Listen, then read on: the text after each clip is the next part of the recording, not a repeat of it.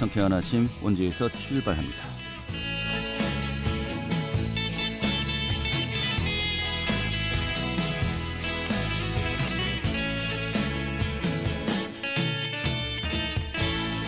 안녕하십니까. 6월 30일 수요일 아침에 인사드리겠습니다. 상쾌한 아침 원주에서 출발합니다. 진행의 한태호입니다. 자, 6월의 마지막 날인 오늘도 전국에 구름이 많습니다. 이런 가운데 또 기습적인 소나기가 지나가겠고요. 또 북쪽에서 약간 차고 건조한 공기가 내려오면서 대기의 불안정이 더 심해지겠습니다. 자, 그런데 비가 와도요, 후텁지근한 낮더위는 계속될 것으로 보이네요. 오늘 원주 지역의 한낮 기온 26도로 어제와 비슷하겠습니다. 자, 오늘 준비한 소식 살펴보도록 하죠. 올해 신입생 대거 미달로 불거진 상시대 내홍이 가라앉지 않고 있습니다.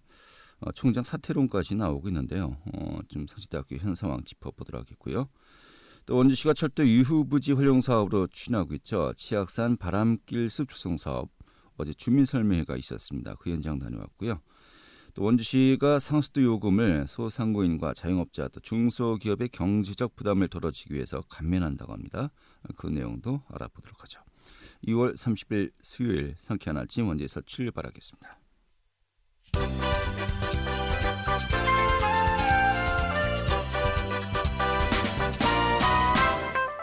오늘의 주요 뉴스입니다. 국토교통부가 제4차 국가철도망 구축 계획을 심의 의결했습니다. 어제 확정된 제4차 국가철도망 계획의 강원 지역의 사업은 용문 홍천간 철도와 원주 만종간 원주 연결선, 또 삼척 강릉 동해선, 동해 신항선 등의 신규 사업 반영이 담겼습니다. 이에 따라서 강원도는 2030년까지 개통을 목표로 후속 절차에 돌입하겠다고 전했습니다. 정부가 소득 하위 80%의 국민들에게 5차 재난지원금을 지급하겠다고 밝혔습니다. 정부는 추경안이 국회를 통과한 이후 소득 하위 80%의 기준선을 확정할 예정이며 또 상위 20%로 배제되는 가구는 440만 가구 정도 될 것이라고 설명했습니다. 또 지난해 전국민 재난지원금이 가구당 지급됐던 것과 달리 이번엔 인별로 지급된다고 전했습니다.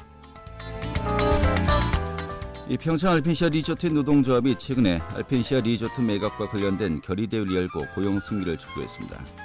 조합원들은 결의문을 통해서 임직원들이 민간업체로의 전직에 따른 고용 불안이 생기지 않도록 모든 수단을 강구해야 한다고 밝혔습니다. 이와 함께 고용 승계와 고용 안정 협약서로 체결해야 한다고 전했습니다. 오늘의 주요 뉴스였습니다.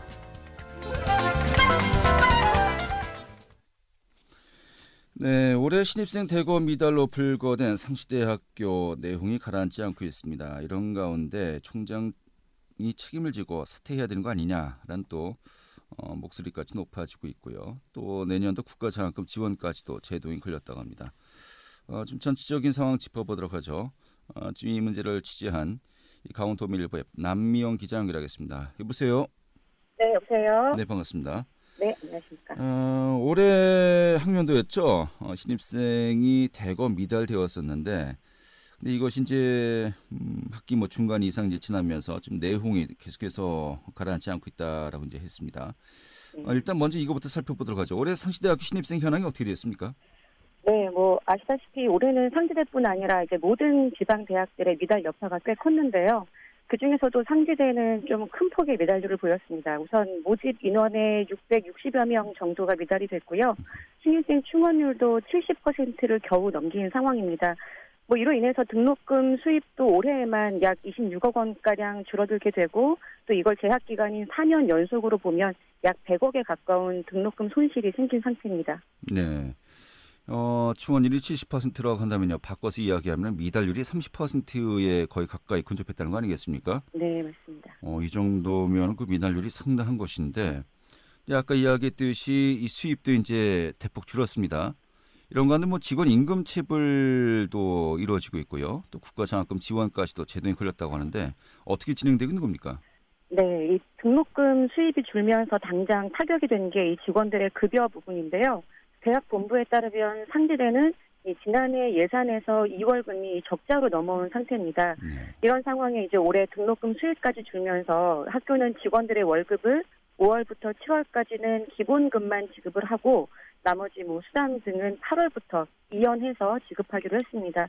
이렇게 급여 문제가 계기가 되면서 이 올 초 신입생 미달로 인한 총장 책임 사퇴론이 다시 고개를 들었고요. 내부가 더 혼란스러워진 상태입니다.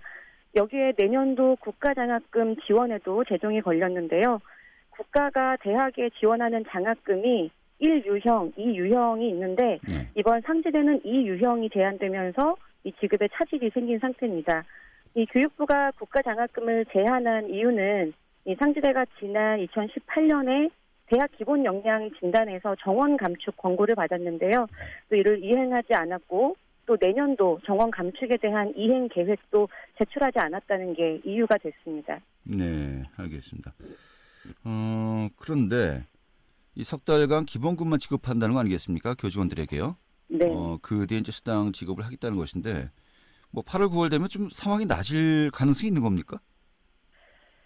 그거는 뭐 아직 우선 학교 쪽에서는 네. 뭐 8월부터는 가능하다라고 답변을 했는데 좀 상황은 돼봐야 알 것 같습니다. 알겠습니다. 자, 이런 가운데 최근에 또 교수협의회를 중심으로 총장 불신임 투표 이제 시행 여부도 논의되지 않았습니까? 네. 여기에 또 학생회 또 이 교직원 노동조합 이런 부분들이 좀 서로가 의견이 충돌되고 있는 것으로 알려지고 있는데 현재 어떤 상황입니까? 네, 이제 직원들의 급여, 임금 체불이 이제 결정적인 계기가 되면서 이 상시대 교수협의회가 이제 총장 불신임 투표 카드를 이제 꺼내들고 나왔습니다. 네. 이제 요점은 이렇게 중요한 직원들의 급여 지급 문제를 대학본부가 이제 구성원과 상의하지 않고 일방적으로 정했다는 데 있는데요. 당장 투표를 시행하겠다라는 건 아니었고요. 이 총장 불신임 투표를 시행하는 게 어떻겠느냐, 이제 교수들의 의견을 묻는 찬반 투표가 진행됐었습니다. 네. 여기에서 이제 전체 교수 226명 중에 114명이 투표 필요하다라고 찬성 의견을 냈습니다. 근데 하지만 이제 이게 또 구성원 단체 간에도 사전 논의가 없었다라는 이유로 좀 충돌이 생기고 있는 상황인데요. 네.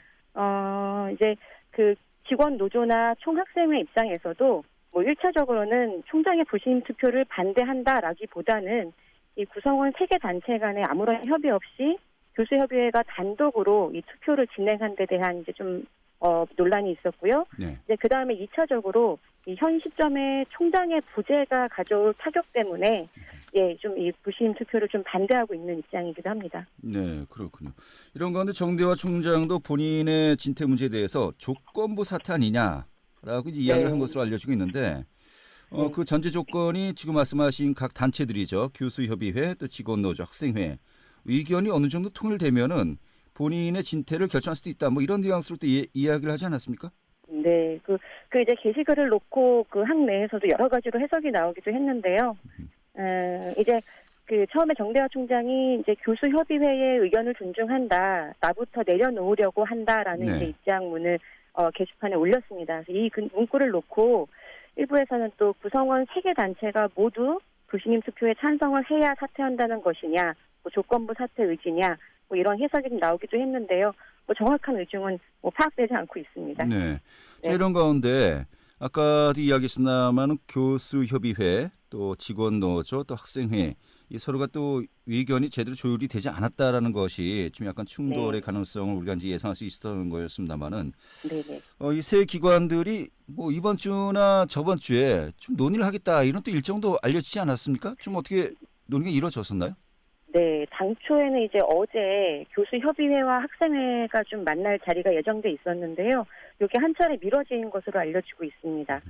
이제 총장의 결정만 남아있는 상태인데요.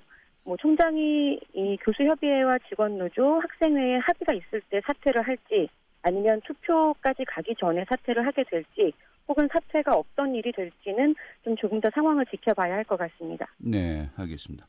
자, 그런데 신입생을 충원하지 못하는 것은 구조적인 문제로 지금 대두가 되고 있고요.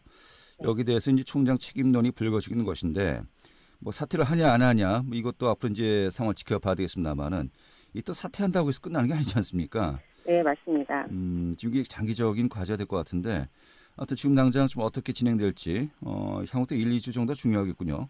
네, 맞습니다. 알겠습니다. 좀 진행 과정 좀 변화 있을 때마다 또 저희가 연결해서 좀 상황 살펴보도록 하죠. 오늘 이렇게 정리하겠습니다. 고맙습니다. 네, 고맙습니다. 네, 강원도일보의 남미영 기자였습니다.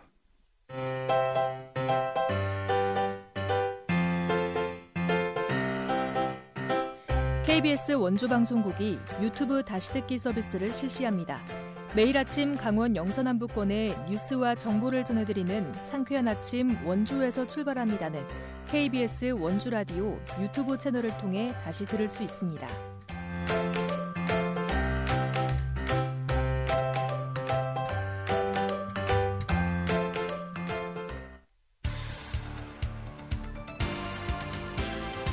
알찬 정보, 생생한 현장의 소식을 전해드립니다. 리포터 현장. 네, 치악산 바람길 숲 조성 사업에 대한 주민 설명회가 어제 봉산동 행정복지센터에서 열렸습니다. 시민들의 의견을 듣고 또 이 사업에 대해서 좀 수렴할 것들이 어떤 것들이 있는지 점검하는 자리였는데요. 그 현장 다녀왔습니다. 오늘 소개해드리도록 하죠. 김한 리포터, 어서 오시죠. 네, 안녕하세요. 네, 자, 치악산 바람길 숲 조성 사업, 이 구원주 역사에서 또 방곡동까지 이 폐철도를 이용해서 산책로, 또 이제 뭐 많은 분들이 함께 걸을 수 있는 길을 조성하겠다는 거 아니겠습니까? 이 사업과 관련해서 어제 설명회가 열렸다고요? 네, 먼저 치악산 바람길숲 조성 사업에 대해서 말씀을 드리면 작년 12월에 폐선이 된 중앙선 철도를 숲길로 조성을 하는 사업인데요. 구 원주역에서 반곡역까지의 구간을 활용해서 치악산의 맑은 공기와 바람을 원주로 끌어들인다는 취지로 작년 5월 달에 협약식을 갖고 설계가 진행이 되었습니다. 이 철도가 만들어지고 80년이 지났다고 하는데요. 구간마다 오래되고 폐쇄된 철도를 활용해서 시의 부담을 줄이면서 효율적으로 시민들의 품으로 다시 돌아가게 하겠다는 취지로 진행이 된 사업입니다. 국비로 100억 원을 지원받고 강원도비 30억 원, 원주시비 70억 원, 총 200억 원 규모의 총 사업비가 들어가는 큰 사업입니다.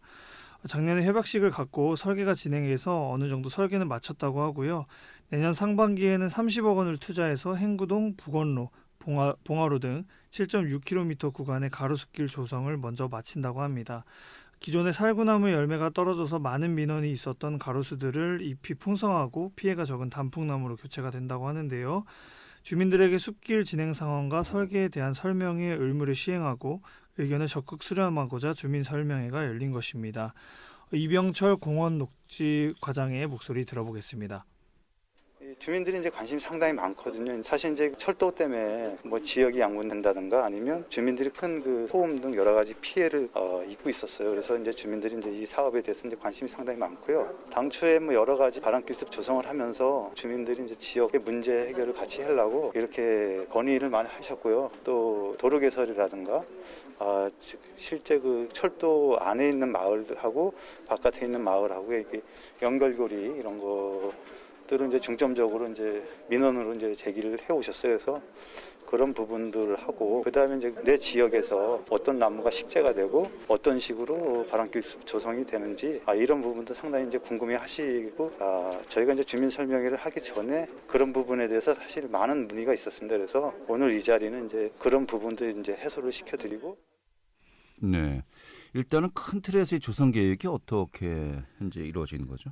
네, 일단 한라 비발디에서부터 시작되는 이 바람길은요. 바람길 숲의 시작점에서부터 우산동과 중앙동, 학성동을 거쳐서 원주 철교까지 참나무와 왕벚나무를 심어서 봄에는 도심을 가로지르는 화려한 벚꽃이 피고 시민들에게는 위로와 관광객 유치까지 계획하고 있다고 하고요. 원주천에서 유교역, 봉산동과 행구동 북부에는 메타세콰이어 길을 조성하여서 자연 친화적인 농촌의 경관과 숲을 선사한다고 합니다. 네, 알겠습니다. 시민들은 일단은 이 폐철도 노선을 활용해서 이 도보를 걸을 수 있는 길도 좋지만은 이 도로망도 확충돼야 되는 거 아니냐. 그리고 기존의 또 마을들이 이제 분리가 되기 때문에 이에 대한 또 불편함이 있는 거 아니냐라는 부분도 지적한 것 같기도 하고요. 좀 불만 사항이 또 상당한 것 같습니다. 네, 아무래도 사업의 예산 규모도 크고 원주 자체를 가로지르는 큰 공사 규모 때문에 시민들의 관심이 아주 뜨거웠습니다. 코로나로 인해서 100명 미만의 사람들이 대상으로 설명회를 진행했는데요. 강당 밖에서 서서 설명회를 들으시는 분들까지 있으실 정도로 많은 분들이 참여하셨습니다. 관심이 많은 만큼 많은 불만과 우려의 목소리들이 있었는데요. 일단 학성 유치원 앞과 구 원주역 앞 철도를 비롯해서 6군도의 철도를 그대로 존치한다고 했는데요. 근데 그 철도 때문에 불편한 점이 한두 가지가 아닌데 굳이 왜 남겨두는지에 대한 불만의 목소리가 가장 많았습니다. 그리고 학성동 철길을 유지하고 그 위에 숲을 조성하게 되면 철길 밑에 있는 동네는 지금보다 더 어둡고 죽은 동네가 될 것이라는 우려가 있었고요. 또 행구동을 비롯하여 많은 지역에서 철길 성토에 의해서 통행과 교류에 큰 불편함을 겪고 있다고 말했습니다. 한 시민은 학성동 유치원 주변에 도시가스가 들어오지 못하는 부근이 있는데 이것도 철길이 얕아서 공사를 하고 있지 못한다고 말했습니다. 그 외에도 구도심에 나무를 심어봤자 망가질 대로 망가져서 빈민가가 된 마을에 관광객 유치는 꿈 같은 이야기다. 원주를 남북으로 나누는 꼴밖에 되지 않는다 등의 불만들이 끊임없이 이어졌습니다. 주민 설명회에 참여한 시민들의 목소리 들어보겠습니다. 아니 근데 여기에 지금 학성초등학교 앞에 철교인데 내가 지금까지 보고 오니까 존치로 있더라고. 그래서 이제 우리는 궁금한 게 이걸 왜 내비두냐 그거 하고 이걸 내비두면 길이 날 데가 없는데 그거를 철거를 하고 밑으로 깔아야지. 그 위에다가 그 나무를 위에다 심으면 밑에 사람들하고 아무 관계도 없는 건데 밑에가 동네가 다 죽었거든요. 그러면 말도 안 되는 거지 이거는. 저희는 행구동 오리원 마을입니다. 지금 그 수십 년간 철로가 생긴 이후에 마을이 양분됐거든요. 마을을 관통해서 우리가 생각할 때는 어차피 바람길 숲이 조성된다면 이 기회에 마을 관통하는 거를 예전으로 되돌리고 싶다 하는 그런 뜻에서 얘기한 게 되거든요. 그 철로 높이가 거의 10m에서 15m 정도 돼요. 윗마을이 보이지 않아요. 거의 한 60년 이상 됐죠. 공청회를 다시 열자고 했어요. 다시 의견을 내야 되는데 중앙동하고 우산동하고 별도로 우산동에서 다시 공청회를 다시 하자고 말씀드렸어요. 네. 어떻게 보면은 도심을 관통하는 폐철도를 이용해서 나무가 울창한 이 산책로를 만든다. 참 그 반가운 소식인데 또 이제 막상 그 바로 옆에서 거주하는 시민들에게는 나름대로 그 불편 사항들 또 이야기해야 될 것들이 상당히 있는 것 같습니다. 하여튼 9월부터 이제 본격적인 용역 설계가 진행된다고 하는데 주민들의 의견도 충분히 어느 정도 또 수렴이 돼야 할 것 같네요. 네, 9월 달부터 본격적인 용역 설계를 진행한다고 하고요. 내년 12월 준공을 시작해서 2022년에는 완공될 예정이라고 합니다. 물자와 사람을 나르던 철길이 바람과 자연을 나른다라는 뜻으로 진행이 되는 이 사업은요. 시민들에게 자연에 쉼을 주는 것은 물론이고요. 많은 업체의 참여와 관광객 유치까지 지역 경기 활성화에 큰 기여를 할 것으로 예상되는 만큼 시와 시민이 의견을 조율하면서 모두가 만족하는 바람길 숲이 되었으면 좋겠습니다. 네, 알겠습니다. 이 사업은 또 이제 그 원주 역사, 또 일본 지사가 옮기고 또 정식들 개발과 맞물려 있는 또 하나의 정말 패키지 상품 아니겠습니까? 좀 이런 전체적인 이 개발 사업에 좀 이 참고를 하면서 또 주민들의 의견도 충분히 또 수용을 해야 될 것 같습니다. 네, 오늘 정리하도록 하죠. 잘 들었습니다. 네, 감사합니다. 네, 김한 리포터였습니다.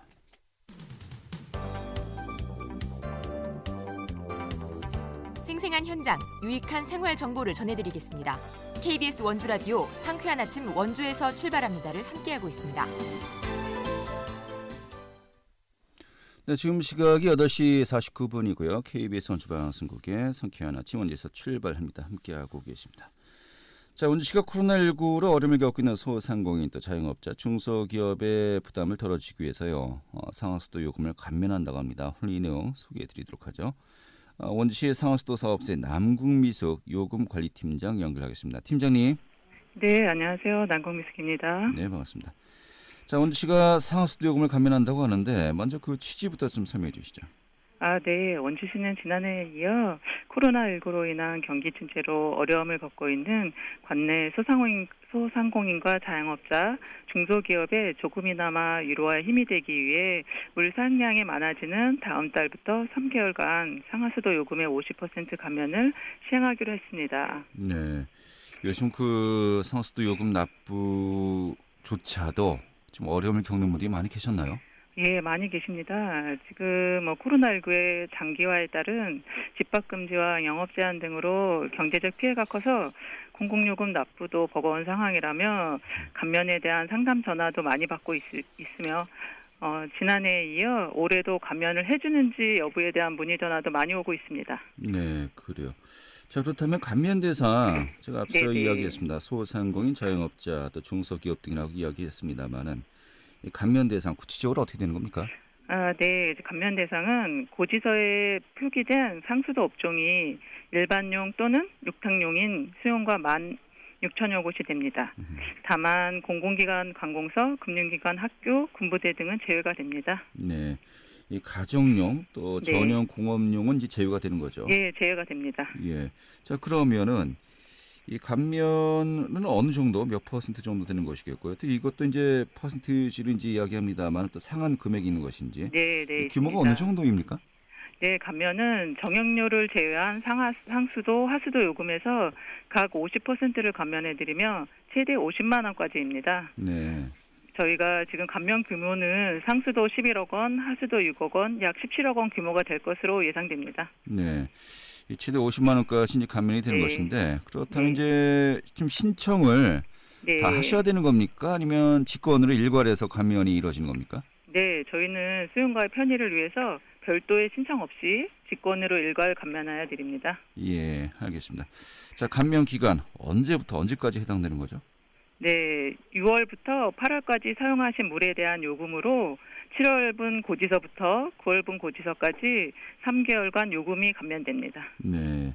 뭐 어제도 뉴스가 나왔습니다만은 이 중소기업들 또 소상공인들 굉장히 또 어렵지 않습니까? 예, 예. 또 재난지원금 이것이 이제 추경을 통해서 이제 또 배부가 될 예정입니다만은 이런 그 보조 금액과 함께 또 이런 그 상하수도 감면 등 여러 가지가 이제 함께 또 우리가 맞물려서 지원이 이루어지고 있습니다만은 이제 가을쯤 되면은 집단 면역도 형성이 되고요. 좀 이런 그 보조 네, 감면해줄 일이 다시 또 없었으면 좋겠는데. 네, 하여튼 이번에 좀 좋은 또 이 사업 내용을 통해서요 실질적인 또 도움이 되었으면 좋겠네요. 네, 저희도 이번 상하수도 요금 감면으로 코로나19로 침체에 빠진 지역 경제 활성화에 도움이 되었으면 좋겠습니다. 네, 알겠습니다. 오늘 잘 들었습니다. 네, 감사합니다. 네, 원주시 상하수도 사업소의 남궁미숙 요금관리팀장이었습니다. 네, 음악 보내드리겠습니다. 여름 안에서 준비했고요. 소진과 지조가 함께 불렀습니다. 좀 상큼한 버전이군요. 자, 이 곡 보내드리면서 저는 인사드리고요. 내일 다시 뵙도록 하죠. 고맙습니다.